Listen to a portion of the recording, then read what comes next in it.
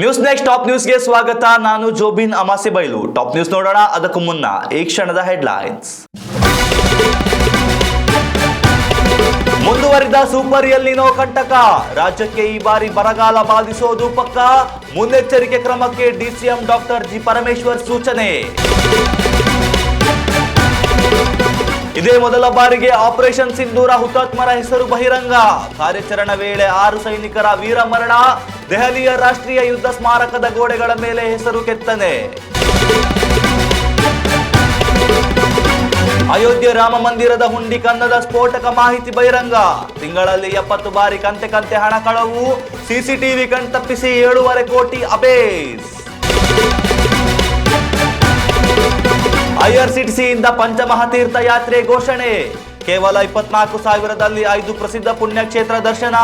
August 29ರಿಂದ 12 ದಿನಗಳ ಆಧ್ಯಾತ್ಮಿಕ ಪಯಣ.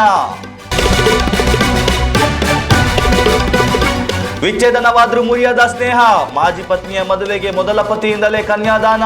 ಖ್ಯಾತ ಗಾಯಕಿಯ ಮದುವೆ ವಿಡಿಯೋ ಎಲ್ಲೆಡೆ ವೈರಲ್. ಪ್ರಸಕ್ತ ವರ್ಷ ರಾಜ್ಯದಲ್ಲಿ ಮುಂಗಾರು ಮಳೆ ಸಂಪೂರ್ಣ ಕೈಕೊಟ್ಟಿದ್ದು ತೀವ್ರ ಸ್ವರೂಪದ ಬರಗಾಲ ಆತಂಕ ಮೂಡಿದೆ. ಜಾಗತಿಕ ಹವಾಮಾನ ವೈಪರೀತ್ಯದ ಭಾಗವಾಗಿರುವ ಸೂಪರ್ ಎಲ್ ನಿನೋ ಪ್ರಭಾವದಿಂದಾಗಿ ಈ ಬಾರಿ ವಾಡಿಕೆಗಿಂತ ಸುಮಾರು 41ರಿಂದ 42ರಷ್ಟು ಮಳೆ ಕೊರತೆ ದಾಖಲಾಗಿದೆ. ಜೂನ್ ತಿಂಗಳು ಕಳೆಯುತ್ತಿದ್ದರೂ ನಿರೀಕ್ಷಿತ ಪ್ರಮಾಣದಲ್ಲಿ ಮಳೆಯಾಗದ ಹಿನ್ನೆಲೆಯಲ್ಲಿ ಇಡೀ ಕೃಷಿ ಕ್ಷೇತ್ರ ಕಂಗೆಟ್ಟಿದ್ದು ರೈತರು ಆತಂಕಕ್ಕೆ ಒಳಗಾಗಿದ್ದಾರೆ. ರಾಜ್ಯದ ಜೀವನಾಡಿಗಳಾದ ಕೃಷ್ಣರಾಜಸಾಗರ ಮತ್ತು ತುಂಗಭದ್ರಾ ಸೇರಿದಂತೆ ಪ್ರಮುಖ ಜಲಾಶಯಗಳಲ್ಲಿ ನೀರಿನ ಸಂಗ್ರಹವು ದಿನದಿಂದ ದಿನಕ್ಕೆ ಆತಂಕಕಾರಿ ಮಟ್ಟಕ್ಕೆ ಕುಸಿಯುತ್ತಿದೆ. ಭೀಮಾ ನದಿಯ ಒಡಲು ಸಂಪೂರ್ಣ ಒಣಗಿದ್ದು ಜಾನುವಾರುಗಳಿಗೆ ಕುಡಿಯುವ ನೀರಿಗೂ ಪರದಾಡುವ ಸ್ಥಿತಿ ನಿರ್ಮಾಣವಾಗ್ತಿದೆ. ಇತ್ತ ಮಲೆನಾಡು ಹಾಗೂ ಕರಾವಳಿ ಭಾಗದಲ್ಲೂ ವಾಡಿಕೆಯ ಮಳೆಯಾಗದ ಕಾರಣ ವಾಣಿಜ್ಯ ಬೆಳೆಗಳಾದ ಅಡಿಕೆ, ಕಾಫಿ ಮತ್ತು ಮೆಣಸು ತೀವ್ರವಾಗಿ ಒಣಗಲಾರಂಭಿಸಿವೆ. ಪರಿಸ್ಥಿತಿಯ ಗಂಭೀರತೆಯನ್ನು ಅರಿತು ಎಚ್ಚೆತ್ತುಕೊಂಡಿರುವ ಕಂದಾಯ ಸಚಿವರು ಆಗಿರುವ ಉಪಮುಖ್ಯಮಂತ್ರಿ ಡಾಕ್ಟರ್ ಜಿ ಪರಮೇಶ್ವರ್ ಅವರು ಉನ್ನತ ಮಟ್ಟದ ಮುನ್ನೆಚ್ಚರಿಕಾ ಸಭೆ ನಡೆಸಿದ್ದಾರೆ. ರಾಜ್ಯದ ಎಲ್ಲ ಜಿಲ್ಲಾಧಿಕಾರಿಗಳು ಮತ್ತು ಜಿಲ್ಲಾ ಪಂಚಾಯತ್ ಮುಖ್ಯ ಕಾರ್ಯನಿರ್ವಹಣಾಧಿಕಾರಿಗಳಿಗೆ ತಕ್ಷಣದಿಂದಲೇ ಬರ ನಿರ್ವಹಣಾ ಕಾರ್ಯ ಯೋಜನೆಗಳನ್ನು ರೂಪಿಸಲು ಕಟ್ಟುನಿಟ್ಟಿನ ನಿರ್ದೇಶನವನ್ನು ನೀಡಿದ್ದಾರೆ. ಯಾವುದೇ ಗ್ರಾಮ ಅಥವಾ ಪಟ್ಟಣದಲ್ಲಿ ಕುಡಿಯುವ ನೀರಿನ ಸಮಸ್ಯೆ ತಲೆದೂರದಂತೆ ಎಚ್ಚರ ವಹಿಸಬೇಕು ಮತ್ತು ಅಗತ್ಯವಿರುವ ಕಡೆ ತಕ್ಷಣವೇ ಪರ್ಯಾಯ ವ್ಯವಸ್ಥೆ ಕಲ್ಪಿಸಬೇಕು ಎಂದು ಅವರು ಸೂಚಿಸಿದ್ದಾರೆ. ಜಾನುವಾರುಗಳಿಗೆ ಮೇವಿನ ಕೊರತೆಯಾಗದ ಮುಂಚಿತವಾಗಿಯೇ ಮೇವು ಬ್ಯಾಂಕ್ಗಳನ್ನು ತೆರೆಯಲು ಮತ್ತು ನೀರಿನ ಸಂರಕ್ಷಣೆಗೆ ಸಾರ್ವಜನಿಕರಲ್ಲಿ ಜಾಗೃತಿ ಮೂಡಿಸಲು ಅಧಿಕಾರಿಗಳಿಗೆ ಆದೇಶಿಸಿದ್ದಾರೆ. ಜುಲೈ ತಿಂಗಳಲ್ಲಾದರೂ ವರುಣದೇವ ಕೃಪೆ ತೋರಲಿದ್ದಾನೆಯೇ ಎಂದು ಇಡೀ ನಾಡು ಕಾತುರದಿಂದ ಕಾಯ್ತಾ ಇದೆ. ಪುಲ್ವಾಮಾ ದಾಳಿಗೆ ಪ್ರತೀಕಾರವಾಗಿ ಭಾರತೀಯ ಸಶಸ್ತ್ರ ಪಡೆಗಳು ನಡೆಸಿದ ಅತ್ಯಂತ ರಹಸ್ಯ ಮತ್ತು ಐತಿಹಾಸಿಕ ಮಿಲಿಟರಿ ಕಾರ್ಯಾಚರಣೆಯಾದ ಆಪರೇಷನ್ ಸಿಂಧೂರ ದೇಶದ ರಕ್ಷಣಾ ಇತಿಹಾಸದಲ್ಲೇ ಸುವರ್ಣಾಕ್ಷರಗಳಲ್ಲಿ ಬರೆಯುವಂಥದ್ದು. ಕಳೆದ ವರ್ಷ ನಡೆದ ಈ ಅತ್ಯಂತ ಸಂಕೀರ್ಣ ಕಾರ್ಯಾಚರಣೆಯಲ್ಲಿ ಶತ್ರುಗಳ ವಿರುದ್ಧ ಹೋರಾಡುತ್ತಾ ಗಡಿಯಲ್ಲಿ ವೀರಾವೇಶದಿಂದ ಪ್ರಾಣಾರ್ಪಣೆ ಮಾಡಿದ ದೇಶದ 6 ವೀರ ಯೋಧರ ಹೆಸರುಗಳನ್ನು ಮತ್ತು ಅವರ ಸೇನಾ ವಿವರಗಳನ್ನು ಕೇಂದ್ರ ಸರ್ಕಾರವು ಇದೇ ಮೊದಲ ಬಾರಿಗೆ ಅಧಿಕೃತವಾಗಿ ಸಾರ್ವಜನಿಕವಾಗಿ ಬಹಿರಂಗಪಡಿಸಿದೆ. ಪಾಕಿಸ್ತಾನ ಮೂಲದ ಉಗ್ರಗಾಮಿ ಸಂಘಟನೆಗಳು ಭಾರತದ ಮೇಲೆ ನಡೆಸಿದ ಪಹಲ್ಗಾಮ್ ಪೈಶಾಚಿಕ ದಾಳಿಗೆ ತಕ್ಕ ಪ್ರತ್ಯುತ್ತರ ನೀಡಲು ಭಾರತೀಯ ಭೂಸೇನೆ ಹಾಗೂ ವಾಯುಸೇನೆ ಜಂಟಿಯಾಗಿ ಈ ಕಾರ್ಯಾಚರಣೆಯನ್ನು ಹಮ್ಮಿಕೊಂಡಿದ್ದವು. ವೈರಿಗಳ ನೆಲೆಗಳನ್ನು ಧ್ವಂಸಗೊಳಿಸುವ ಭರದಲ್ಲಿ ಭಾರತೀಯ ಭೂಸೇನೆಯ 5 ಧೀರ ಸೈನಿಕರು ಮತ್ತು ವಾಯುಸೇನೆಯ ಓರ್ವ ತಾಂತ್ರಿಕ ಅಧಿಕಾರಿ ಸೇರಿ ಒಟ್ಟು 6 ಮಂದಿ ರಣರಂಗದಲ್ಲಿ ವೀರಮರಣವನ್ನಪ್ಪಿದರು. ದೇಶಕ್ಕಾಗಿ ಪ್ರಾಣತ್ಯಾಗ ಮಾಡಿದ್ದ ಈ ಅಪ್ರತಿಮ ವೀರರಿಗೆ ಗೌರವ ಸಲ್ಲಿಸುವ ಸಲುವಾಗಿ ನವದೆಹಲಿಯ ಇಂಡಿಯಾ ಗೇಟ್ ಬಳಿ ಇರುವ ರಾಷ್ಟ್ರೀಯ ಯುದ್ಧ ಸ್ಮಾರಕದ ತ್ಯಾಗ ಚಕ್ರದ ಗ್ರಾನೈಟ್ ಗೋಡೆಗಳ ಮೇಲೆ ಇವರ ಹೆಸರುಗಳನ್ನು ಕೆತ್ತಿ ಶಾಶ್ವತ ಸ್ಥಾನ ಕಲ್ಪಿಸಲಾಗಿದೆ. ಇನ್ನು ಹುತಾತ್ಮ ಯೋಧರು ಯಾರ್ಯಾರು ಅನ್ನೋದನ್ನ ನೋಡೋದಾದ್ರೆ Subedar major Pawan Kumar, rifleman Sunil Kumar, lance Naik Dinesh Kumar, Agniveer Mood Murali Nayak, Havildar Sunil Kumar Singh, sergeant Surendra Kumar ಎಂದು ಕೇಂದ್ರ ಸರ್ಕಾರ ಮಾಹಿತಿ ನೀಡಿದೆ. ವಿಶ್ವದಾದ್ಯಂತ ಇರುವ ಕೋಟ್ಯಂತರ ಸನಾತನ ಧರ್ಮೀಯರ ಆರಾಧ್ಯ ದೈವ ಅಯೋಧ್ಯೆ ಶ್ರೀ ರಾಮ ಜನ್ಮಭೂಮಿ ಮಂದಿರದಲ್ಲಿ ದೇವಸ್ಥಾನದ ಇತಿಹಾಸದಲ್ಲೇ ಅತ್ಯಂತ ಆಘಾತಕಾರಿ ಹಗರಣವೊಂದು ಇದೀಗ ಭಾರಿ ಸದ್ದು ಮಾಡ್ತಾ ಇದೆ. ಮಂದಿರದ ಪವಿತ್ರ ಕಾಣಿಕೆ ಹುಂಡಿಯಿಂದ ಭಕ್ತರು ಸಮರ್ಪಿಸಿದ ಕೋಟ್ಯಾಂತರ ರೂಪಾಯಿ ಹಣವನ್ನ ವ್ಯವಸ್ಥಿತವಾಗಿ ಲೂಟಿ ಮಾಡುತ್ತಿದ್ದ ಖತರ್ನಾಕ್ ಜಾಲವನ್ನ ಪೊಲೀಸರು ಪತ್ತೆ ಹಚ್ಚಿದ್ದಾರೆ.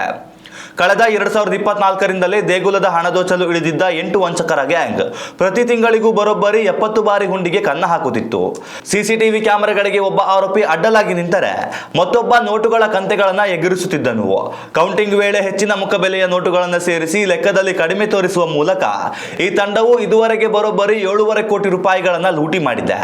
ಕದ್ದ ಹಣವನ್ನ ದೇವಸ್ಥಾನದ ಶೌಚಾಲಯದ ಒಳಗೆ ಬಚ್ಚಿಟ್ಟು ನಂತರ ಎಲ್ಲರೂ ಹಂಚಿಕೊಳ್ಳುತ್ತಿದ್ದರು ಎನ್ನಲಾಗಿದೆ. ಪ್ರಕರಣವನ್ನು ಗಂಭೀರವಾಗಿ ಪರಿಗಣಿಸಿದ ಪೊಲೀಸರು ಕಾರ್ಯಾಚರಣೆ ನಡೆಸಿ 8 ಜನ ಆರೋಪಿಗಳನ್ನು ಜೈಲಿಗಟ್ಟಿದ್ದು ಸದ್ಯಕ್ಕೆ 80 ಲಕ್ಷ ರೂಪಾಯಿ ನಗದನ್ನು ವಶಪಡಿಸಿಕೊಂಡಿದ್ದಾರೆ. ಬಂಧಿತರನ್ನ ನ್ಯಾಯಾಲಯಕ್ಕೆ ಹಾಜರುಪಡಿಸಲಾಗಿದ್ದು ಜೂನ್ 29ರವರೆಗೆ ಪೊಲೀಸ್ ಕಸ್ಟಡಿಗೆ ಒಪ್ಪಿಸಲಾಗಿದೆ. ಮತ್ತೊಂದೆಡೆ ಪವಿತ್ರ ಮಂದಿರದಲ್ಲಿ ನಡೆದ ಈ ಮಹಾವಂಚನೆ ಮತ್ತು ಅವ್ಯವಹಾರದ ನೈತಿಕ ಹೊಣೆ ಹೊತ್ತು ಶ್ರೀರಾಮ ಜನ್ಮಭೂಮಿ ತೀರ್ಥಕ್ಷೇತ್ರ ಟ್ರಸ್ಟ್ನ ಪ್ರಧಾನ ಕಾರ್ಯದರ್ಶಿ ಚಂಪತ್ ರಾಯ್ ಹಾಗೂ ಸದಸ್ಯ ಅನಿಲ್ ಮಿಶ್ರಾ ಅವರು ತಕ್ಷಣವೇ ತಮ್ಮ ಸ್ಥಾನಗಳಿಗೆ ರಾಜೀನಾಮೆ ಸಲ್ಲಿಸಿದ್ದಾರೆ. ಈ ಘಟನೆಯು ದೇಶದಾದ್ಯಂತ ಭಕ್ತ ವಲಯದಲ್ಲಿ ತೀವ್ರ ಆಕ್ರೋಶಕ್ಕೆ ಕಾರಣವಾಗಿದೆ. ಉತ್ತಮ ಸಂಸ್ಕಾರಯುತ ಶಿಕ್ಷಣದೊಂದಿಗೆ VSS English medium CBSE school Udupi Muddur.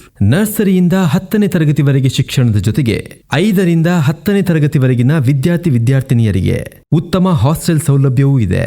ನಿಮ್ಮ ಮಕ್ಕಳ ಪ್ರವೇಶಾತಿಗಾಗಿ ಈ ಸಂಖ್ಯೆಗೆ ಕರೆ ಮಾಡಿ.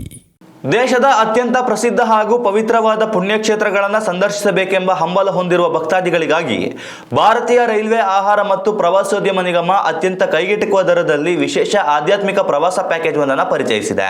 ಪಂಚಮಹಾತೀರ್ಥ ದರ್ಶನ ಯಾತ್ರೆ ಎಂಬ ಹೆಸರಿನ ಈ ವಿಶೇಷ ಪ್ರವಾಸವು ಬಜೆಟ್ ಮತ್ತು ಸಮಯದ ಕೊರತೆಯಿಂದ ಧಾರ್ಮಿಕ ಪ್ರವಾಸಗಳನ್ನು ಮುಂದೂಡುತ್ತಿದ್ದ ಸಾರ್ವಜನಿಕರಿಗೆ ಉತ್ತಮ ಅವಕಾಶ ಕಲ್ಪಿಸಿದೆ. ವಿಶೇಷವಾಗಿ ವಿನ್ಯಾಸಗೊಳಿಸಲಾದ ಭಾರತ್ ಗೌರವ್ ಟೂರಿಸ್ಟ್ ರೈಲು ಮೂಲಕ ಈ ಸುದೀರ್ಘ ಆಧ್ಯಾತ್ಮಿಕ ಯಾತ್ರೆಯನ್ನ ಆಯೋಜಿಸಲಾಗುತ್ತಿದೆ. ಸುಮಾರು 13 ರಾತ್ರಿಗಳು ಮತ್ತು 12 ದಿನಗಳ ಕಾಲ ನಡೆಯಲಿರುವ ಈ ಪ್ರವಾಸವು ಪ್ರಸಕ್ತ ವರ್ಷದ ಆಗಸ್ಟ್ 29ರಿಂದ ಅಧಿಕೃತವಾಗಿ ಆರಂಭಗೊಂಡು ಸೆಪ್ಟೆಂಬರ್ 10ರಂದು ಮುಕ್ತಾಯವಾಗಲಿದೆ. ಈ ಅವಧಿಯಲ್ಲಿ ಯಾತ್ರಾರ್ಥಿಗಳು ಒಡಿಶಾದ ಜಗನ್ನಾಥಪುರಿ, ಅಸ್ಸಾಂನ ಶಕ್ತಿಪೀಠ ಕಾಮಾಖ್ಯ ದೇವಸ್ಥಾನ, ಬಿಹಾರದ ಪವಿತ್ರ ಗಯಾ ಮತ್ತು ಬೋಧಗಯ ಕ್ಷೇತ್ರಗಳು ಸೇರಿದಂತೆ ಉತ್ತರ ಪ್ರದೇಶದ ಅತ್ಯಂತ ಪುರಾತನ ನಗರಗಳಾದ ಕಾಶಿ ವಿಶ್ವನಾಥ ಕ್ಷೇತ್ರ ಹಾಗೂ ಭವ್ಯ ರಾಮ ಮಂದಿರವಿರುವ ಅಯೋಧ್ಯೆಯನ್ನ ಕಣ್ತುಂಬಿಕೊಳ್ಳಬಹುದಾಗಿದೆ. ಪ್ರಯಾಣಿಕರ ಅನುಕೂಲಕ್ಕೆ ತಕ್ಕಂತೆ 3 ವಿಭಿನ್ನ ದರಗಳನ್ನು ನಿಗದಿಪಡಿಸಲಾಗಿದೆ. ಸ್ಲೀಪರ್ ಕ್ಲಾಸ್ನಲ್ಲಿ ಪ್ರಯಾಣಿಸಲು ಬಯಸುವವರಿಗೆ ಪ್ರತಿ ವ್ಯಕ್ತಿಗೆ 24,200 ದರ ನಿಗದಿಯಾದರೆ ಥರ್ಡ್ ಎಸಿ ಕ್ಲಾಸ್ಗೆ 40,100 ರೂಪಾಯಿ ಹಾಗೂ ಸೆಕೆಂಡ್ ಎಸಿ ಸೌಲಭ್ಯಕ್ಕೆ 49,500 ರೂಪಾಯಿ ವೆಚ್ಚವಾಗಲಿದೆ. ಇನ್ನು ಈ ಪ್ರವಾಸದ ಪ್ರಮುಖ ವಿಶೇಷತೆ ಎಂದರೆ ಭಕ್ತರು ಪ್ರತ್ಯೇಕವಾಗಿ ಹೋಟೆಲ್ ಅಥವಾ ವಾಹನಗಳನ್ನು ಕಾಯ್ದಿರಿಸುವ ಅಗತ್ಯವಿರುವುದಿಲ್ಲ.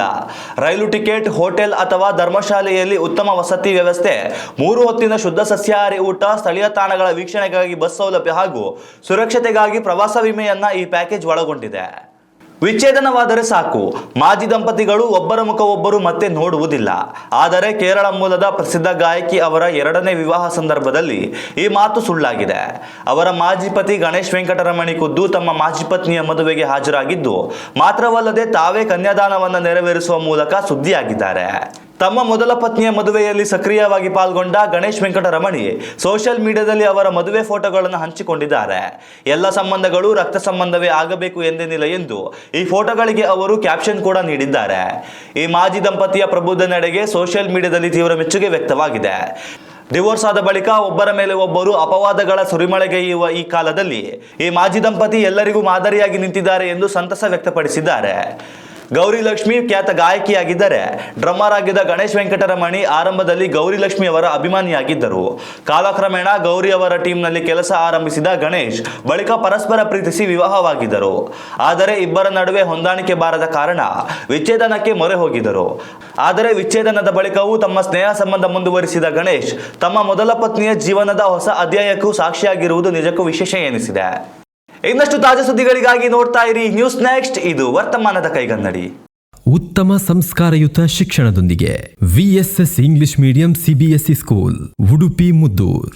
ನರ್ಸರಿಯಿಂದ 10ನೇ ತರಗತಿವರೆಗೆ ಶಿಕ್ಷಣದ ಜೊತೆಗೆ 5ರಿಂದ 10ನೇ ತರಗತಿವರೆಗಿನ ವಿದ್ಯಾರ್ಥಿನಿಯರಿಗೆ ಉತ್ತಮ ಹಾಸ್ಟೆಲ್ ಸೌಲಭ್ಯವೂ ಇದೆ.